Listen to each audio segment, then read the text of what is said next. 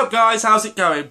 It's Terence here from KopThis. I just want to say first and foremost that I am sorry that I've only just got a video up today in terms of reviewing our game away at St Mary's against Southampton from Saturday evening.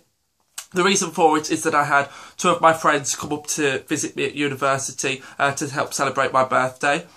So that's the reason why this video is so late in going up. First and foremost, this was a potential banana skin away at St Mary's, having lost 3-1 in the corresponding fixture last season. So to go there and, well, you'll all know by now, we won 3-0 and kept, obviously, the all-important clean sheet. It's a fantastic result, guys, because like I was saying just a moment ago, this really was a potential banana skin. Clean sheet, now they've been very hard to come by for us lately, haven't they really? Well, I say lately, all season, let's be fair. You know, the clean sheets have been few and far between. But Simon Mignolet made a couple of good saves against Southampton, and we kept a clean sheet, obviously, against them. I think it's important, you know, going into this last 10 games now, 10 games remaining, to be able to still keep clean sheets. Because I think, like a lot of pundits have said, like a lot of other people have said, ultimately it could be our defence that costs us if we keep conceding 2 and 3 goals a game. Okay, at the minute we've been able to outscore sides, you know, 4-3 and 5-3, but you know, against Stoke. But we need to try to keep more clean sheets because you're not going to be able to outscore everybody all the time.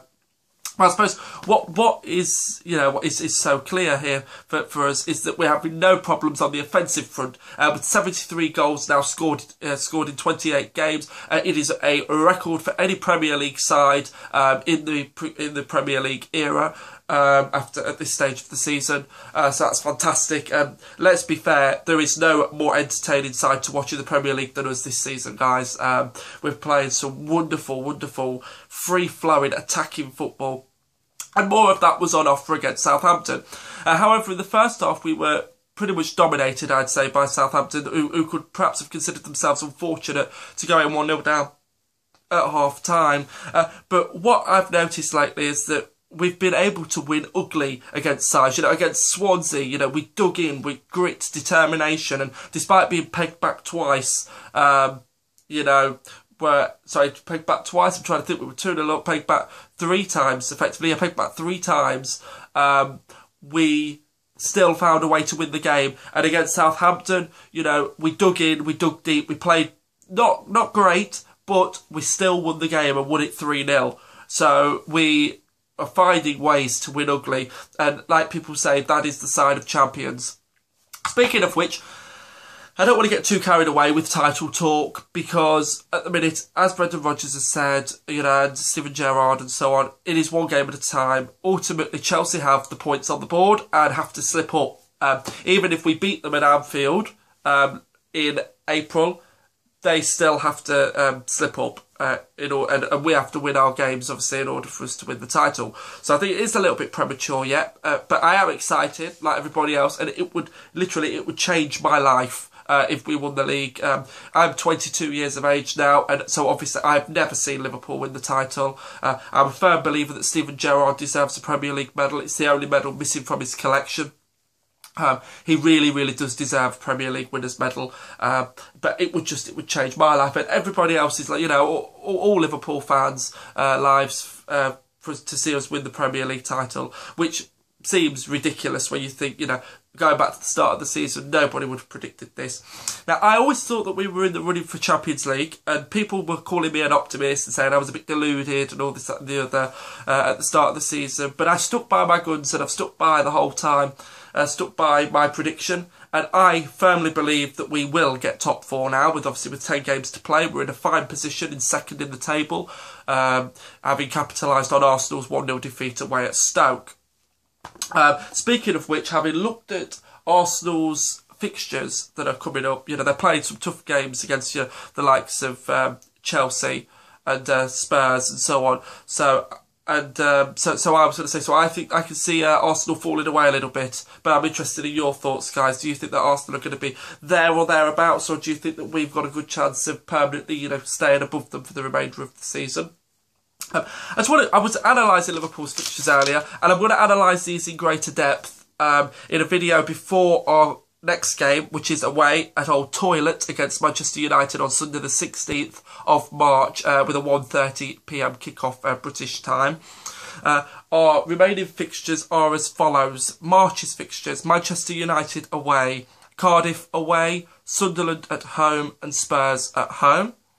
April's fixtures are West Ham away, Manchester City at home, Norwich away and then Chelsea at home. And then our May fixtures are Crystal Palace away and Newcastle at home.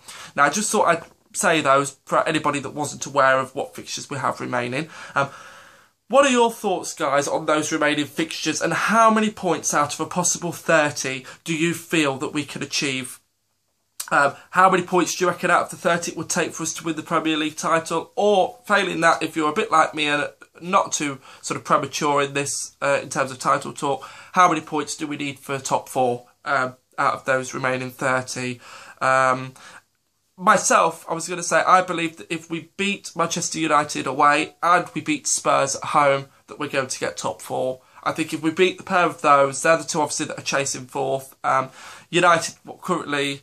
well, they're 11 points behind if they win their game in hand when they play that. So at the minute, 14 points behind us. So if they lose to us, you're talking, what, 17 points, perhaps 14 points, 17 points behind us. So they'll be well out of it, in my opinion. They've just got Spurs to worry about, and they're still, what, 6 behind us, something like that. Are they 6? Yeah, 6 behind us. So yeah, but yeah, basically, guys. The match itself, obviously, our goals were scored by Luis Suarez. It was great to see him back on the score sheet for us. I know he'd gone a few hours without scoring. I think it was something like 6 hours and something is what I read. And, people were jumping on the bandwagon and criticising Luis Suarez. But, for me, class is permanent. As people say, form is temporary, class is permanent. And let's be honest, his form hasn't been that bad. He's still created a number of assists. His overall performance level's still been very, very high, despite not finding the back of the net. He's been unlucky. He's hit the bar a few times, the post, in games. So, and let's be fair, he's still putting in very, very good shifts. But like other people, I am relieved to have seen that he's now scored his 24th goal of the Premier League campaign. Raheem Sterling came on in the second half and scored pretty much with his first touch of the match for him. And Steven Gerrard converted a penalty right at the very death of the match, right at the very end of the match. So, to be fair, I was going to say, talking of penalties, when we get penalties, you always, I don't know about you, but I always feel assured that Steven Gerrard's, Captain Fantastic is going to convert. I never ever, sit there thinking, oh, he's going to miss. Such a fantastic penalty taker, and he took such a great penalty, a cool penalty against Southampton. Now, Brendan Rodgers initially left Raheem Sterling out of the starting 11 and brought in Joe Allen. And for me, it was a gamble that paid off because Joe Allen helped shore up the midfield a little bit and actually played well. He's come under a lot of criticism lately, but I feel that he merited his place based on his performance, and it was almost like a tactical masterstroke in the way that Brendan Rodgers then brought on Raheem Sterling, and he scored obviously with the first touch of the game when he came on for himself. So, it was a good move in the end, a move that certainly paid off for Brendan Rodgers and for us. So yeah, I was going to say that I think the diamond formation, the 4-4-2 diamond formation, shocked Southampton, to be honest. I think they were definitely surprised. But it shows the versatility that Brendan Rodgers has in terms of adapting tactics, and we've certainly learned our lessons, I think, from last season against Southampton. Basically, guys, I just want your opinions now, really. As I was saying, we didn't play particularly well, but we got the 3 points, which was the most important thing. But where do you think we can finish this season? How many goals do you think we'll score in our remaining 10 games? And what do you think our overall goals tally will be? In terms of those 10 games, again, I would like the points that you think we'll collate between now and the end of the season. Give us some player ratings, please. In terms of our, goalkeeper, defence, midfield, forward line. Is our front four the best in the league? I certainly think our front four of Coutinho, Sterling, Sturridge and Suarez is the best in the league by some distance. But I want to know your thoughts. And in terms of the transfer window, guys, or I know it's a bit early, a bit premature, but where would you say that we're going to need to strengthen for most come the summer? I will be back with another video analysing our remaining 10 fixtures in a little bit more depth within the next sort of week or so. It'll be before our game away at the Scum against Manchester United, which obviously, as I was saying earlier, takes place on Sunday the 16th of March. I think we should full on go all out to attack them. I think we're playing them at the best possible time, and as I was saying, the incentive to get such a big gap between ourselves and them is, should be so high. I really do fancy us beating them this season. I think confidence is very high, and if we do beat them, I think it will set us up perfectly for the remainder of the season. But basically, guys, enough of me. I'm waffling on. I just want to thank you all for your support, for your feedback, for your comments. Very, very good to see.